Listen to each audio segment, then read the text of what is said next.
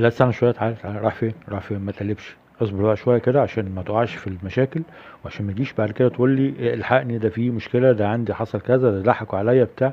انا مش هتكلم ان ده ضحك او نصب او صح او غلط، هخليك انت بنفسك تعرف دلوقتي، ومش هنتهم حد، لكن لازم نفهم.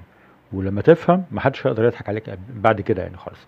نبص الاول هنا، هو المفروض ده، دي شركه يعني، دي المفروض ان هي عامله اعلان انها شركه، وان هي السهم بتاعها حوالي 135 الف جنيه، مفيش مشكله.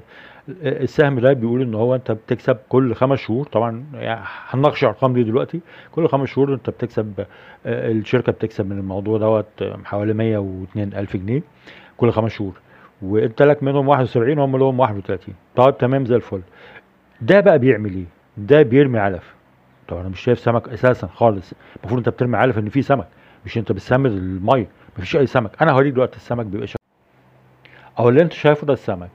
هو دلوقتي بيعلف نفس درجه الباودر بتاع العلف اللي كان هو بيعلف بيه هناك في الحوض التاني. شايف الفرق؟ نفس العلف اهو، ونفس الحوض اهو، لكن هنا شايف في سمك قدامي بياكل، بيتحرك، دي نمره واحد. ففين السمك اللي كان موجود هناك؟ مفيش. طيب نيجي في التانية، هو فين مصدر الاكسجين اللي بيضخ اكسجين في قلب الاحواض دي؟ هوريك وهنشوف هناك كان في ايه. او اللي انت شايفه ده مصدر الاكسجين اللي بيضخ اكسجين في الحوض علشان يكفي كمية الاسماك اللي موجودة في الحوض. تعال بقى بص لي هنا، ده مصدر اكسجين للميه. طبعا هو مفيش سمك هنا زي ما احنا شفنا كده، لكن هو ماله، فنفترض ان هنا في سمك. ده هيديني الاكسجين اللازم لكميه الاسماك اللي هنتكلم فيها دلوقتي، واللي هم طرحينها هم بيتكلموا فيها. ده بالذمه ده مصدر اكسجين؟ زي ما انتم شايفين كده، ده البروشور بتاع الشركه اللي منزلينه، وزي ما انت هتشوف كده هو كاتب بيتكلم ان في 3750 زريعه بلطي، تربيه 4 شهور. ما علينا مفيش مشكله. سعرهم قد كده برضو، مش دي القضيه.